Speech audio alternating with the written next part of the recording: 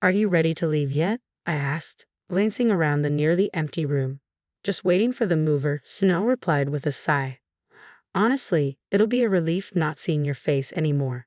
And changing the locks so meticulously as if I'd break in, that was just too much. I used to wonder why we needed such precautions, but now it all seems trivial. When I first met my husband, he was timid, always worried about what others thought. But after we got married, he turned into the classic henpecked husband. A week after moving into my new place, my husband showed up, frantic. "It's me. Open up," he pleaded. "Huh? Who are you?" I feigned ignorance, facing my frantic husband. "I'm Scarlett, 35, working part-time 3 days a week. It's been 2 years since I married Anthony. We didn't have kids, but I thought we could still be happy together. In the early days of our marriage, we'd spend nights talking about our hopes for the future. Neither of us had much experience with love, so it was tentative at first, but I thought we enjoyed each other's company. Let's be one of those couples who stay close even as we get older." "Yeah, I like that idea. Maybe, 2 kids." That's exactly what I was thinking. A boy and a girl. Really? Me too. Such casual conversations amused me, someone who had little interest in love or marriage. Meeting Anthony came as a surprise. We crossed paths at a party I attended reluctantly, just to fill in numbers. He seemed to be in the same boat, and we bonded over our similar situations, eventually becoming friends. Back then, he was serious and somewhat shy, always considerate towards me, which I found endearing. And then, out of the blue, "Scarlett, will you marry me? I want to make you happy." "What? But we're not even dating yet." "Oh, right." His sudden proposal didn't deter me. Instead, I wondered if maybe it could work with him. "If you're okay with me, then yes, I accept." "Really?" "Absolutely." I still recall Anthony's joy when I agreed to marry him. I believe wholeheartedly that with Anthony, my future could be happy. We tied the knot only 3 months after meeting, a whirlwind for both of us. With our limited romantic experience, we often stumbled through, but that was part of the adventure. Not long after, we moved in together, but after about a month, the gap between my ideals and reality started to become apparent. "Scarlett, there's something I'd like to discuss with you." What is it?" That day, Anthony appeared different, more serious and tense. "I hate to bring this up, but could you consider quitting your job and becoming a homemaker?" What? His sudden request shocked me. I couldn't fathom why he would ask such a thing. He had never previously mentioned any dissatisfaction with my job, and this was just the beginning. "May I ask why?" I inquired, puzzled by his sudden change. "When Scarlett works, it makes me feel like I'm not needed." "Did someone say that to you?" "It's not that, but all the wives of married men in my company are stay-at-home moms. I had made it clear from the start of our marriage that I wanted to keep working, especially since saving money was crucial for our future." Anthony's sudden insistence on this issue left me bewildered. "But we agreed I would continue working after we got married, didn't we?" "I know, but as my wife, Scarlett, I hope you'll consider my perspective." "Then why not just pretend I've quit? There's no need for me to actually leave my job." I reiterated my reluctance to quit, but Anthony seemed more concerned about social appearances. My attempts to reason with him fell on deaf ears. "Look, if things stay this way, I'll face ridicule from my colleagues and bosses. I'm the head of this household, aren't I? Please just do as I ask." "Either way, I can't make a decision on the spot. Let me think about it." "All right, but please decide soon." Yet I knew I couldn't let things linger. I worried about what might come next if I didn't act promptly. So I sought advice from my boss, Robinson. I had been working as an administrative assistant at the company since I graduated from high school. Robinson herself had faced a similar situation. Her ex-husband had been controlling, and she had eventually divorced him. Now she's a dedicated single mother whom I greatly admire. That must have been tough. I've considered divorce, but it's complicated since we're newlyweds. Yes, I haven't thought about that yet. But if you quit, it'll be hard to find someone to replace you, Scarlett. I'm not planning to quit outright. I want to find a way to continue working, if possible. How about we stick with our current part-time arrangement for now? Going full-time might attract too much attention." "That's a smart move. I'll talk it over with Anthony. If he still opposes it, I'll take Robinson's advice and request part-time hours." "Sounds like a sensible plan. Remember, you can always rely on me for guidance. I'm here to support you as your senior." "Thank you. I really appreciate that." Our conversation continued, and I learned that Robinson's ex-husband had also undergone a significant change after marriage, much like my own situation. It was a revelation. I had never considered the possibility before, but now I realize that some men completely transform after marriage, almost becoming different people. Looking at it from this angle, perhaps I had been deceived. Despite numerous discussions with Anthony, we remained deadlocked. Anyway, isn't it a woman's role after marriage to listen to her husband and manage the household? What era are you living in? Nowadays, it's common for both spouses to work. Maybe for other couples, but we're different. You see that, don't you? I understand your perspective, but I can't agree with it. Please try to see things from my point of view. Following that, Anthony persisted daily until I would concede to quitting my job. Ultimately, his efforts to persuade me fell short. I reached out to Robinson and decided to formally resign. However, in reality, I continued to work part-time, 3 days a week. Thankfully, my boss understood my predicament and allowed me to reduce my hours. I resigned from my job at the company just as Anthony wanted. Really? Thank you. Now I can feel more secure about my position at work. I'm glad to hear that. By now, it seemed Anthony was solely focused on how others perceived him. I couldn't help but feel bewildered by his abrupt transformation. I chose to deceive him, hoping to salvage our relationship, but soon realized it was a mistake. I had hopes starting anew would improve things between us, yet he continued to assert his superiority and direct his frustrations at me. Today, a junior colleague is coming over. I need you to host. What? I had no idea. Sorry, it was a last-minute decision. Just keep it simple. Please get everything ready. Wait a minute. He hung up, so I prepared drinks and snacks for the guests. However, Anthony appeared displeased. Didn't I ask you to prepare for today? You mentioned just keeping it basic. And you took that literally. This reflects poorly on me. I need you to fulfill your role as a wife properly. What exactly does that mean? I did my best. Is there an issue with me? No, not really. Anthony's expression was unlike anything I had seen before. I was so taken aback that I couldn't find any words. From then on, he started inviting guests over almost every week. While he enjoyed himself, he expected me to be on standby, prepared for anything. I think he wanted to impress everyone with how capable a husband he is. Anthony, having guests over every week seems excessive. No, it's fine. Everyone enjoys it, and you should support my decisions. It's your duty as my wife, Scarlett. But it's also expensive. You'll figure it out. Yet Anthony's extravagance showed no signs of slowing down. How exactly am I supposed to manage it? Oh, stop complaining. Whenever I asked a question he didn't like, he dismissed it as nagging and avoided giving a direct answer. Every morning, after waking up, preparing meals, making lunch sandwiches, and seeing Anthony off with a suit ready for his day, I tackled household chores. On days when I worked part-time from 10 o'clock a.m. to 3 o'clock p.m., there was barely any time to rest. Despite the busyness, I cherished my job, and working often felt like a welcome respite. Scarlett, you seem tired lately. Are you? Yeah, a bit actually. Let me know if there's anything I can do. I'm here to help in any way I can, of course. Thank you, Sophia. You've been such a reliable support. Unlike Anthony, you've noticed how his treatment of me has been deteriorating day by day. Sophia knew about my secret part-time work and kept it hidden from Anthony. I appreciate everything, Sophia.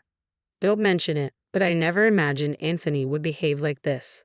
Neither did I. I've tried talking to him, but he won't listen, and we can hardly have a meaningful conversation anymore. I'm sorry, if only I were stronger. Don't be too hard on yourself. You're managing work and household tasks admirably. I really appreciate all your help. I'm glad to hear that. Living with Sophia had been nothing but a positive experience for me. However, it seemed Anthony wasn't comfortable with how close Sophia and I had become, and because of that, he made a shocking decision. Where's Sophia? Mom's gone. What do you mean, gone? Mom's getting older, and I thought it would be best for her to be in a facility. You actually placed her in a home. Yeah, just finished settling her into the new place. Now I have the house to myself. I couldn't believe it happened while I was at my parents' home. The fact that he placed his own mother in a facility shocked me. She was injured, but not to the extent that she needed full-time care. He must have sent Sophia away just to have the house to himself. When I visited Sophia at the facility, she seemed surprisingly well. I'm sorry it had to come to this. No, Sophia, it's not your fault. I never expected him to go to such lengths. I'm afraid of what he might do if I resist. I'll miss Sophia, but I'll manage. If you need anything, you're always welcome here. Thank you. Afterward, we moved into my in-laws' house from our previous home. Despite managing the household, Anthony never acknowledged my efforts or showed gratitude. The idea of having children, which we had once eagerly discussed, now seemed completely out of reach. Anthony disregarded me, often preferring to spend his time away from home. On top of that, he began imposing arbitrary rules. No matter how late Anthony returned, I was required to stay awake until his arrival. If I happened to wake up later than him in the morning, he would become upset. What time will you be home today? I'm not sure. Just stay up until I get back, okay? Okay. One day, after a similar exchange, when Anthony returned home, I noticed something unusual as I took his suit to hang it up. There was a fragrance in the air, a sweet feminine scent that was unfamiliar to me. Since I didn't wear perfume, it was unmistakable evidence of an affair. Whenever he came home late, I would catch whiffs of the same perfume. That day, he'd unusually suggested I go to bed before him, raising my suspicions. Quietly, I went to the living room and overheard their conversation. Oh, she's clueless. When are you going to leave her? I'll kick her out soon enough. Their voices carried clearly, especially the woman's, which was quite loud. From their discussion, it was evident their relationship had been ongoing for some time. While the perfume incident hadn't surprised me, I was deeply disgusted. He was still technically my husband, and despite my wishful thinking, his mistreatment of me hadn't changed. It was nearing our 2-year mark of marriage. It's sudden, but I have a business trip. The day after tomorrow, I need you to get everything ready. That's very short notice. I'll be away for about 3 days. Please make sure my clothes are prepared. Got it. I can't believe he could make up such a lie about a business trip. It wasn't a business trip, it was a trip with his mistress. I recall the conversation I had with Anthony's colleague's wife when we met previously. Be cautious if he suddenly mentions a business trip. Our company doesn't even have those. I had already discovered evidence earlier. I found a chat on his mobile phone, left in the living room, detailing how he had taken paid leave for this supposed trip. It marked the beginning of the end for our marriage. Armed with proof of his affair, I intended to confront him with divorce papers upon his return. However, it was my husband who made the first move. Are you ready to leave? The movers will be here soon. That was the first thing he said upon returning home. He instructed me to vacate the house while he was away. I need you to be gone before I get back. What? Why are you saying this all of a sudden? That's exactly what I said. You can't spring this on me and expect me to leave immediately. Then I'll wait a bit, but start preparing to leave. Goodbye. I never imagined my once timid, overly concerned about others' opinions husband would transform into such a submissive partner. But this was the final straw. The future I once envisioned with him now felt like a distant memory. Living with such a man, I couldn't envision a bright future ahead. I wonder what comes next. This could get interesting. Has the mover arrived yet? No need to rush, they should be here soon. Oh, and I almost forgot to mention, I'm changing the locks on the house. Alright, got it. The thought of not having to see your face again is a relief. I couldn't believe those were his parting words after nearly 2 years of marriage. Convinced our relationship was over, I swiftly left the premises. Soon after, I instructed my lawyer to file for divorce. Despite our circumstances, my husband boldly posted pictures with his mistress on social media. I couldn't fathom his audacity. How could he be so reckless? Not realizing he was providing evidence of his affair, even our mutual friends noticed his strange behavior and reached out to inquire.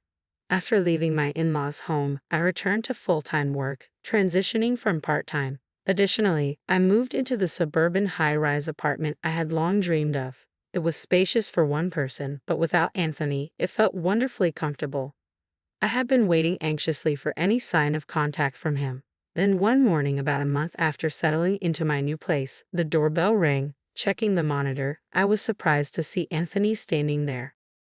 Hey, it's me, Anthony. Open up, Scarlett. His abrupt demand to be let in was presumptuous beyond belief. I couldn't comprehend his actions anymore. Deciding to feign ignorance, I thought it might be more entertaining than simply turning him away. Who are you? I'm sorry, but I don't know you. Don't tell me you've forgotten your husband's face. I'm not married. I think you've mistaken me for someone else. He appeared desperate, almost on the brink of tears, a shadow of his former timid self from our earlier days. Despite his plea, I stood firm and continued to treat him like a stranger. Please just listen. I've been deceived and I need Scarlett's help. I'm sorry, but I'm not obligated to assist you. If you persist, I'll have to call the police. Seriously. After all, I don't know you. Anthony must have believed I would always be there to resolve his problems. But the person I had become wouldn't entertain such thoughts. Yet my patience was wearing thin with a husband who refused to give up. That's it. You made this mess, so it's up to you to fix it. You don't have to be so tough on me. What? Oh, and by the way, you can't stay at your parents' place anymore. What do you mean? Do you know whose name the house is under? No, but it used to belong to Sophia. Now it's in my name. Why? I explained to Anthony why things had reached this point. Anthony insisted I leave. When I confided in Sophia, even she was visibly upset and disappointed. I can't believe my son has turned out like this. I'm truly sorry, especially after all the help you've given us, Sophia. You're divorcing Anthony, aren't you? Yes, it's for the best. In that case, I'll transfer the house to you. Why would Sophia transfer their rights to their in-laws' house to me? Anthony had no idea he was living with his mistress throughout all of this. That's the situation. Understand and leave promptly. We likely won't cross paths again anyway. Just one more thing. If he persists, I will call the police. With that, he finally relented and departed. Of course, the divorce proceeded as planned and I received the settlement guarantee from him. As it turned out, Anthony had been deceived and financially drained by his mistress. In addition to that, the divorce settlement totaled approximately $20,000. His mistress had promptly abandoned him, but I wasn't about to let it go. I employed both a lawyer and a detective to locate him. I'm also pursuing a divorce settlement claim from him. It appears I can secure over $10,000. Furthermore, ownership of the ass house was officially transferred to me. I had to insist that Anthony leave, and though he initially resisted, legal processes left him no choice but to comply. I'm unaware of his current residence and frankly, I have no interest. His company also discovered the photos he posted with his mistress on social media. Unable to endure the scrutiny due to his past facade of living extravagantly, he chose to resign voluntarily. The outcome felt inevitable given his true character.